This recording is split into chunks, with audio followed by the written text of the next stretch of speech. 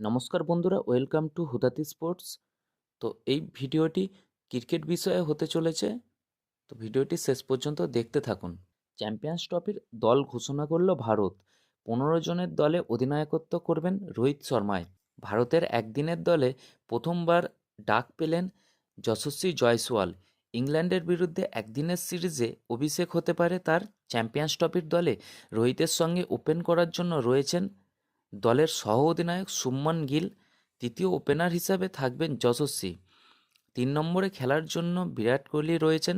সেই সঙ্গে শ্রেয়াস আয়ার এবং লোকেশ রাহুলের মতো ব্যাটারদের দলে রাখা হয়েছে। উইকেটরক্ষক হিসাবে দলে ঋষভ পন্ত রয়েছেন।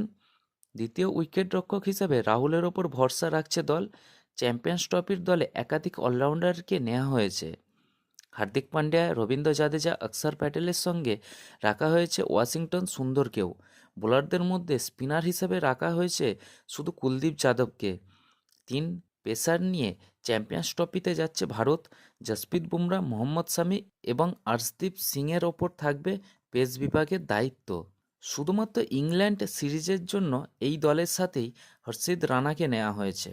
চ্যাম্পিয়ন্স ট্রফির জন্য ভারত যে 15 সদস্যের দল ঘোষণা করেছে তা নিঃসন্দেহে শক্তিশালী এবং ট্রফি জেতার ক্ষমতা রাখে।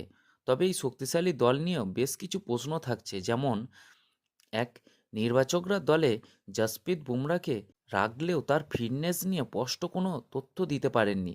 তিনি টুর্নামেন্টের আগে 100% ফিট হতে পারবেন কিনা তা নিয়ে ধোঁয়াশা থেকেই যাচ্ছে। 2 নম্বর, দলে মাত্র 3 জন বিশেষজ্ঞ পেসার রাখা হয়েছে, বাদ পড়েছেন সিরাজ। প্রশ্ন হচ্ছে, মেগা টুর্নামেন্টে মাত্র 3 জন পেসার নিয়ে যাওয়াটা ঝুঁকিপূর্ণ নয় তো?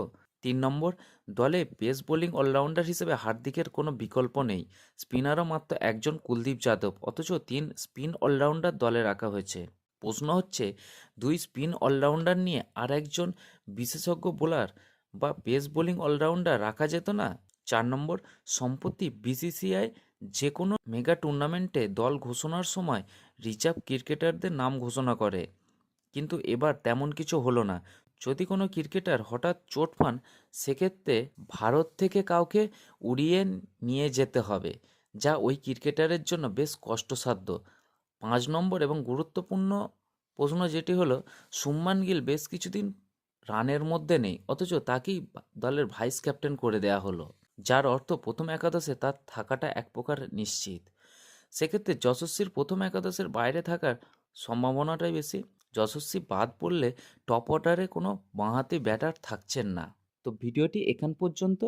ভারতের এই দল নিয়ে আপনাদের কি মতামত তা অবশ্যই জানাবেন কমেন্ট বক্সে। ভিডিওটি দেখার জন্য অসংখ্য ধন্যবাদ।